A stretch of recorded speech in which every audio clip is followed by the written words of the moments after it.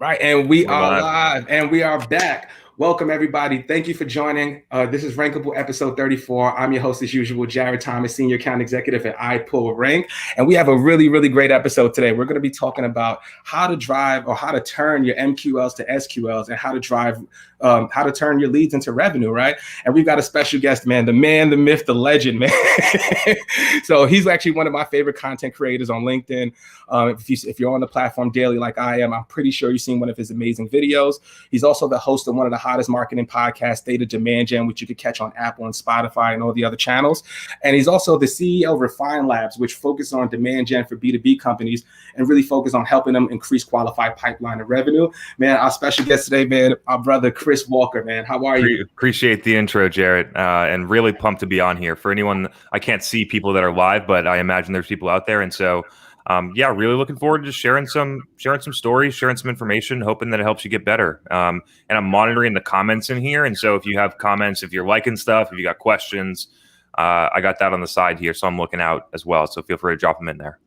For sure, man. Love it, man. So I would love to start before we get into the actual topic of like how to turn MQLs into SQLs. I would love to hear about your journey first. So like if you could start off, I noticed in your background, man, you started off out of college, you was an electrical engineer. So how did you transition to marketing and to where you are now as CEO of Refine Labs? Yeah, I think that's the big one for people that are later in their career can relate, and I think people early in their career can learn from it. And so when I decided to go and study engineering in college, how did I decide? People were like, "You're good at math. I guess you should just do engineering." I kind of just did what people told me, but it ended up working out for me. So I studied engineering. I thought I was going to write software for medical devices and things like that. Yeah. And then I got out into the world, and engineering is not as cool as the way that I thought it was going to be. I thought it was going to be like mad scientists making inventions, doing like cool shit.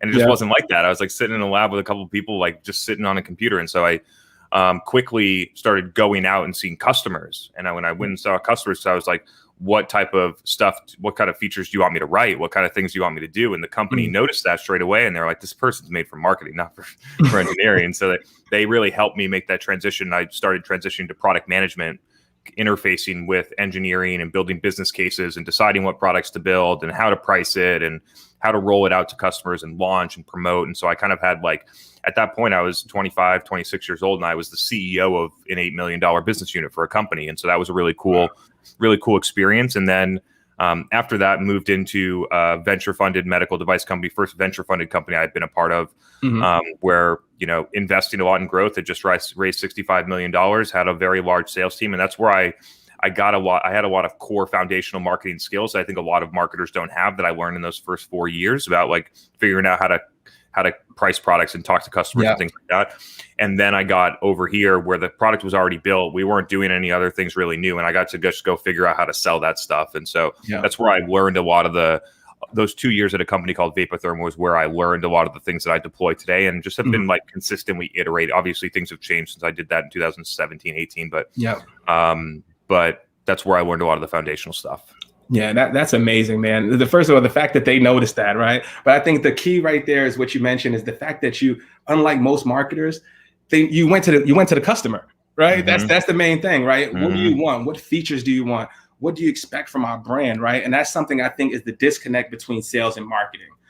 That's the huge disconnect. So like, and it actually leads into my next question, man, because like, obviously it's 2021, we're in the tail end of a global pandemic, right? The way we shop, the way we search, the way we communicate, everything has changed, and ultimately the way we buy, right? And that applies to our personal, professional lives. So, and I feel like B2B brands are stuck in an old, antiquated way of doing marketing. So, like you publish the ebook, you do a guide, you gate the content, the prospect puts in minimal information about their needs and challenges, and me, Jared, as the salesperson, is expected to nurture that cold lead and drive them down the funnel, right? It could be a waste of time depending on who, right? So what can be done internally for these companies to improve lead quality, and why do you believe B2B companies aren't adopting new strategies? Yeah, so there's a couple different factors in here. The first one is about when someone enters to you and when they think that it should go to a salesperson. It's the definition of an MQL that's broken, I think, in companies, which then drives all of these different behaviors. If you change the definition of an MQL to somebody that fits your ICP and says, hey, I want to talk to Jared about buying this stuff, which is how we define it over here, then you change your marketing mix. You stop gating ebooks, because that's not going to help you hit the fake goal that you've set inside of a company. And so I think this all stems from how that how that is defined in companies driven by the serious decisions demand waterfall that was created in the late 2000s and hasn't been really updated since. And so companies continue to recycle that playbook and get, I would say, decreasing results from it while spending more money. And so that's, I think, the root. And so if you acknowledge that the MQLs, the only things that I care about, I call them high intent leads just to not call them an MQL because people think about it differently, but high intent lead, if I'm trying to get those and I know that those become customers at 10%, 7%, 12%, as opposed to my ebook downloads that become customers at 0.1%, 0.05%, and waste a ton of my sales team's time, then you change your marketing mix to say, I need to get someone all the way through. I'm not here to just capture someone's email address that's just browsing around doing nothing and has no intent to buy. I need to create that demand in the market. And then I need to have transactional infrastructure so that when someone's actually want to buy stuff, that they can find us, that they convert, that we can get them to sales quickly, that we go move them through a process. And so that's where really, like, at a high level, how I see it. No, that makes a ton of sense to me, man. And I definitely know it's a gift and a curse, right? Because there's the opportunity for B2B companies to actually do something different and be creative. But like you said, those old metrics are kind of limiting the creativity. Everything. Exactly. And so you build your company around this. And so established companies, I have a lot of empathy for, because it becomes difficult to change when you have 40 SDRs. And those 40 SDRs are relying on you delivering 2,000 MQLs a month. And so therefore marketing needs to deliver those 2,000 MQLs a month, regardless of whether or not it works. And so the company just kind of churns and runs through it without, if you actually looked at it, you'd be like, wow, this is really unproductive. Maybe we should start over and think about a better way to do this. Exactly. I think, but that conversation doesn't happen as often, right? It doesn't happen very at all. I'm trying to help companies start that conversation, because you'd build a lot better company if you acknowledge that. Totally. And you mentioned that in a post today, right? I think you said it was why B2B companies are stuck, right? And you mentioned how organizations build their marketing model around metrics and cost per lead. And one thing you said is they should change the goals and have the patience to allow the plan to work. So I read the comments. A lot of people were saying, getting pushback, like, how do I get my CEO to understand this? Help me. So what advice would you give to that marketing professional who's looking to be more creative but needs that buy-in? Like, what should they do? Yeah, so I've done this inside of a company, and I'll be honest with you, it's very hard. I worked for a company where the CEO didn't believe in marketing, was very sales heavy, thought about everything like sales. I spent 2 years there. I built this model here that was very successful, but probably at about a monthly basis, I risked getting fired in order to get the things that I wanted to get done. And so if you're trying to get this done inside of a company, it's going to be very, very challenging. And so with that said, like, Dave Gerhardt mentions it a lot. I believe in it a lot because I've worked with enough CEOs to know this, is that, like, you're not going to change a CEO's mind on some of these things. So you got two options. You can try and slowly move forward like I did for 2 years in that company, and you're going to learn a lot of stuff. The thing that I learned most in that is how to communicate with a CEO that doesn't believe in marketing. That's what and it's a skill that I use today to build my company. And so it was definitely a worthwhile endeavor. The second one is to go find a CEO that already believes in it, which I think is the best path, because you get the creativity, freedom, buy-in, budget, the right metrics. You just get everything that you need to be successful. And so when you think about it long-term, you could spend 2 years of your career fighting and trying to, like, slowly make moves. And if you took those exact same 2 years and you went somewhere that believed in it, how much better in 2 years of a marketer that you would be across the set of all of the other people that work for CEOs that don't get it. And so that's the way that I look at it now. I look at it in a long-term lens. How quickly can you build these skills? Because most marketers are falling behind. The ones that emerge and move forward will get exponentially farther ahead. So the marketers that are exponentially farther ahead are going to have a huge advantage in the talent market, are going to make way more money, are going to be way more successful, are going to start their own companies, are going to be able to be a consultant and make a ton of money. Like, the opportunities are really there for people. And so that's just sort of the way that I look at it. Is I looked at it from 23 to 30 and I wasn't thinking about it at the time. I just looked back at it. It's what I did. Like, I'm focused on building my skills, because I knew long-term that I was going to do something like this. I didn't know that I was going to start this company, but I knew that I wasn't going to work for someone forever. And so I was really focused on how do I develop the skills, how to read a P&L, how to manage cash flow, how to hire an employee, how to do marketing, how to do sales, how to understand finance. Like, and so I think another thing for marketers is just like a tip is, like, the more that you can understand about how the entire business works, not just how marketing or SEO or content works, you're going to be way more valuable in the future. If you want to be an executive, if you want to start a company, you need to understand how all the pieces come together: product, finance, operations, recruiting, like And so I think it's a big one for marketers to stand out, to start to understand the functions that are on the fringe of marketing that interface with marketing. No, yeah, you're absolutely right. And I think that applies also to sales, man. It definitely, like, because what I've started and what I've noticed, and I'll say this line, I think we spoke about it in the green room, but this is a line that the audience knows, and you guys are probably tired of me saying it, but teach them how to fish and they'll learn you sell fishing poles, right? And my whole thing was, how do I, build my brand to the point where buyers are actually coming to me and I have to leverage as a salesperson, right? So that could be anything from just sharing your expertise. And what worked for me was just sharing my story. But I think me and you both think long-term in terms of strategy, right? Build your brand, be top of mind. Like, so what compelled you to take that strategy, and how are you measuring the impact that your personal brand has on your actual business? Because I spent 5 years working at companies doing marketing and then monitoring what was happening in sales and realizing how much better marketing worked in sales. Like, I just knew it.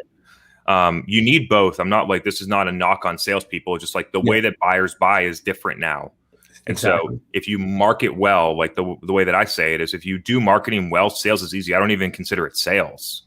Exactly. It's a layup. It's a layup. You know what I mean? Like, people are knocking on your door being like, hey, can I give you $200,000 to do this? I'm like, yeah, let's do it. Yeah, here's the sell. And so I've seen this happen in real life, like in a way where I think a lot of people haven't, which is why they don't necessarily respect the impact that marketing can have, especially long term. Right? Like, I'm doing this podcast. I do 3 podcasts a week. I've been doing 3 podcasts a week for 2 years. Just more people are listening to it now. So I do the same amount of work and I get exponentially way more out of it because way more people listen to it. And so it's different. Like, if I wanted to scale my company in a different way, then I would need like 10 salespeople. And then as we grew, I would need 40. And at this point, we just need like I do it all right now. At some point, we're going to need 1 or 2, but like we're never going to need a 40-person sales team like a SaaS company. So no, that makes sense, man. That makes a ton of sense. And so how do I measure it? It's qualitative. Like, I think this is another missing piece for marketers. They spend so much time in the data that they don't actually get to feel what it's like. Like, I'm in there in LinkedIn. I feel the sentiment of how people are responding. I see who's doing it. I get people coming in, sending me messages on LinkedIn DM. I'm in Revenue Collective Slack channels where people are talking about an episode of the podcast. People are reaching out to me like you to do this. Like, you can feel the momentum. Yeah. And then I can also see it in our sales data. Like, the impact of brand gets measured through sales. That's a great point. And so, the way that I look at it is truly inbound sales, not inbound like SEO, but people that are coming to you saying, "Hey, I'm ready to buy," that then become customers. That's the end all metric of brand in my view. But then you have to be inside of the channels to understand which channel's making the impact. Like, where are these people coming from? Different things. So at the beginning, it was mainly LinkedIn. At the moment, it's mainly the podcast, and I've felt that shift over this past 6 to 9 months where.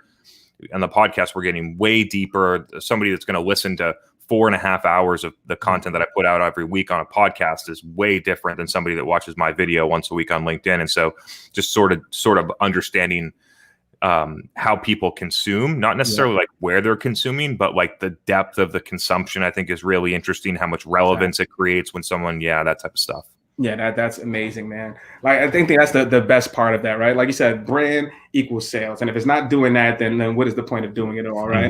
And like, so, and it's the trouble. It's the trouble with a lot of B2B companies say that they're doing brand, but then they get no inbound sales because the stuff that they're doing for brand is outdated, is not actually effective. And so the trade show booth, putting like a ad in a magazine that goes out to people, doing such broad, like top of funnel content, like that it has nothing to do with like your narrative, your company, your category, your product. Like, some of those things can really miss too. Like, I get that Goldman Sachs can do it. I get that Salesforce can do it, but you're a 10 million ARR SaaS company. It may not fly there. Like, you're not going to get the impact like those other companies do. And those other companies, to be honest, put out that content and they don't care. They don't care what it does. It's a drop in a bucket. Yeah. I think that's a great point, man. And what would you recommend to people who are starting and are putting an emphasis on brand, right? They are on LinkedIn, they are starting a podcast, but sales aren't flowing. What would you suggest to them? What would they have to tweak, or what would you think they should look at? The number one thing that you need to understand the people that you're trying to communicate with. It's the biggest miss in marketing, right? Like, So especially for marketers that sell to a persona that's not a marketer. I'm a marketer. I'm marketing to CFOs, right? Let's just look at that as an example. Yeah. Like if you don't understand deeply what's going on in a CFO's world, you're not going to write stuff that they care about. It's just the truth. And so understanding really, like when I did this, I was going to emergency medicine physicians where I really started to respect this.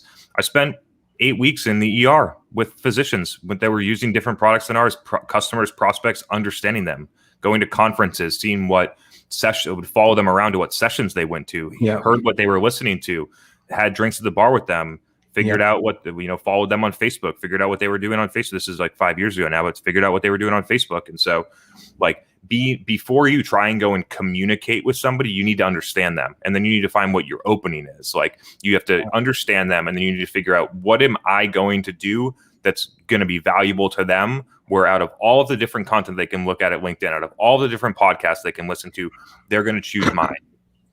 Yeah, that's a great point, man. And I can see, like, I remember I told you about this in the green room, man. I think that's kind of what I'm struggling with personally, right? So I've got a big audience, I've got CMOs, CEOs, but what stuck for me wasn't the actual marketing stuff, right? Because I'm really good at content. I'm really good at telling people how to improve on LinkedIn. But what drives traffic for me is telling my story. Like, hey, I was a 20-year-old with 2 kids, and I was working at Starbucks and all this other jazz, and I got to it's a sales company, and I ended up doing $250K.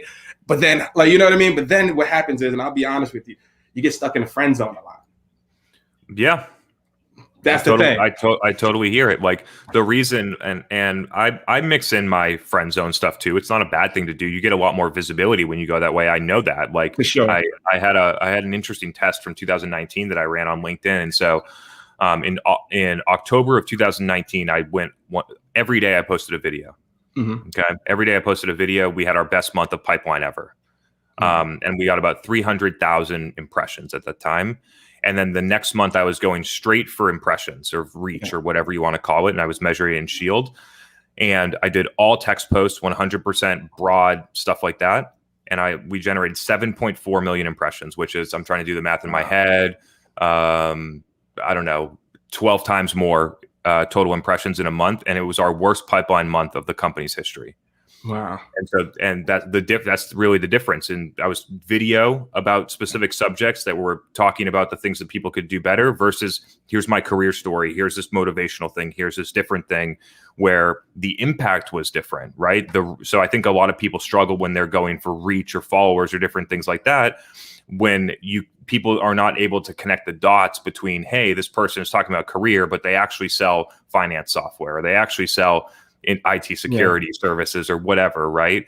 And so figuring out how you can weave those things in or make it very prominent in your profile where it is. But I think that you got to communicate your narrative is the thing where I think that we've been able to do very well. Like we have our narrative very locked in. We're very consistent. We say it in several ways at different times, but we believe in like 6 to 10 core things, right? And it's said different ways. And so, and I think it helps people. And every once in a while we discover a new one, which is cool. And then I'm so deep in the details that I'm able to, when people ask me questions about pretty much anything, I'm able to at least weigh in on my opinion. Yeah. And that's critical, right? There was a few different things, and you mentioned Shield too, man. Like I've heard about Shield a lot. Can you tell us a little bit of what that is? And for those listening, I know that's a LinkedIn analytics tool, but how do you apply that to your brand? Yeah, it's a LinkedIn analytics tool. To be honest, I still pay for the subscription, but I don't log in very often. Like I kind of have it locked in right now, and I'm now that I have a core cadence of what my metrics should be, I sort of know, but. At the beginning, I was like trying to understand what is the difference between the engagement of a video versus a text post. Exactly. And then I started to see, like videos get way less views, but 10x more engagement. Yep. and then I just started to like understand those things. I knew that in the first hour, I should have 10% engagement on my videos. I knew that my text post should have 3 to 5%. And so I started to feel what that looks like to know. I could know at the beginning, the algorithm works differently now, but late 2019, early 2020, I could post something on a Saturday morning and in the first 5 minutes knew whether it was going to get 1 million impressions or not. I just knew because of just the sheer volume in the first 5 minutes. I feel like you still can. I still know. Like I post something, I know what's gonna fly, and I know what's not. I know when it's some BS. Yeah, I get know surprised. Like the one I posted today, I was like, I'm not sure if this is gonna hit, and it's pretty good performing right now. And so I love when I'm posting something and I'm not sure if it's gonna work. It's a good feeling because you learn. And I think a lot of people get stuck in doing the certain thing, and I'm guilty of this too. As I say this, I know this. You get stuck in what's working, and you slow down on innovation. We're working hard to sort of like we've innovated on our content pillars, like we do more live events, we do other things like that. But in terms of what we're putting on LinkedIn, like there's a lot of room for innovation on my feed. Yeah, for sure. I think you nailed it, right? Once you get something that works, if something got 20,000, 30,000 views, man, I'm going to keep on giving you more. Yeah. And I'm not going to switch it up, man. But like, which brings us to a great point, man. Like, I think my personal belief is more B2B brands should be empowering their salespeople, marketers to be the face of the company, right? Mm-hmm. So like, what are your thoughts on that? And how can companies empower their employees to do so? It's happening. Our people do it. We probably have. Is it like something that's part of the, like, are you not forced, but is it something that's part of their day to day? Because I feel like that can be forced. It just, you have to want it. No. So the way that we've done it is one, like the executives at the company need to believe in it enough and model the behavior and make people feel safe to do it. I think that's the missing piece in a lot of companies. Yeah. Like, I think that people need to show your employees the way if you believe in it, which then makes people feel safe to do it. So that was one thing. We get incredible talent, sales from it. It helps in recruiting. It just helps across the board and overall just like visibility and awareness about the things that we believe in, right? Yeah. So that's a big one. And then in about 6 months ago, we did a contest where the winner got like $300 for whoever did the most posts on LinkedIn in a month. And we did that for 1 month, and the behavior sticks. And so and now people like to do it because they're building their own profile. Now they're getting invited on podcasts. Yeah. It's good for our company. The reason that people don't do it inside of companies is for two reasons. One, they don't feel safe to do it. That if they start posting on LinkedIn, that somebody's going to come over to them and be like, hey, are you looking for another job? Like something like that. Or the people that work in the company are going to judge them for it, which I've felt as an employee before. Yeah. And so both of those things. If you are the leader of a company and you want your people to post on LinkedIn, you need to remove those two barriers. I completely agree with you. It has actually had another guest on about 4 weeks ago, AJ Yon. He was actually a top LinkedIn voice, right? So for the cybersecurity space. And he said the exact same thing. Mm-hmm. He said, my employees are looking at me and, I don't want to be just the face. So I put up a contest. Who could put up the most posts? Who can get the most engagement? And then it just fueled this creativity throughout their marketing and sales team. And then it's like working out. Once you get your routine, it's game over, right? Once you get the LinkedIn bug, so to speak. Yeah. And I think the last part is allow people to talk about the things that they want to talk about, not like a canned response about your company or your product, right? Like if you work for an IT security firm and you're in finance, maybe you would rather talk about finance than IT security. And and if you're a salesperson, but you sell to finance, maybe you would rather talk about sales than finance. And so I think allowing people to not just like push down the approved company messaging and talk about the things that they actually care about, because the overall visibility helps the company regardless. Like I am way more aware of certain companies because certain people at those companies post on LinkedIn and I like the content. And I think a lot of people miss that. A lot of companies that I would potentially recommend to the companies that we work with might be a customer at one point. And so, and they're posting about SDR training or things, stuff that has nothing to do with their company. And so I think that encouraging employees to post what they feel passionate about is another thing. Yeah, I totally agree with that. Because that's how I started, right? I was like, let me just start with what feels right? Mm-hmm. Because that imposter syndrome, for all those listening, you guys know it's real, right? My thing was, do I know enough to be a thought leader? Will anybody care? And then I just block that out and say, I just need conversations. I just need somebody to like my post. I need to go in the DM and be able to start that conversation. And that's how those conversations happen, like you and I maybe, or Dave Gerhardt, me and him talking on the comments, and now we're cool. He comes on the podcast, and now he has visibility about my brand, and he almost gave me a deal on air. It was crazy. That's how cool he is, man. And people don't understand the idea of that. If Dave was on your podcast, the potential of him recommending someone to use you just because he knows you and a lot of people listen to him. It's like quasi influencer marketing, but it's just networking. It really is just networking. You know what I mean? When it comes down to it, a lot of people are the scale of word of mouth. It's something I talk about a lot. The ability and the accessibility of word of mouth between people that barely know each other is way, way different now. And so by companies being able to lean into that, like I know people that have 50,000 followers that do sales consulting for B2B SaaS that definitely recommend us because we're the only one that they know about that would do something like what their customer needs. And so thinking about that as either a personal brand, collabs, things like that, or as a company, if you want to call it collaborations, influencer marketing, whatever you want to call it, that makes you feel good. Like that's what it is. That's important. Absolutely. Because the biggest thing I get, and I'll be honest with you, is when I post up the flyers, right? Is how the hell did you get him? How did you get Chris? How did you get Dave? How did you get all these people? And it's just being a person, man, right? Having that relationship. Ask. Be a person, man.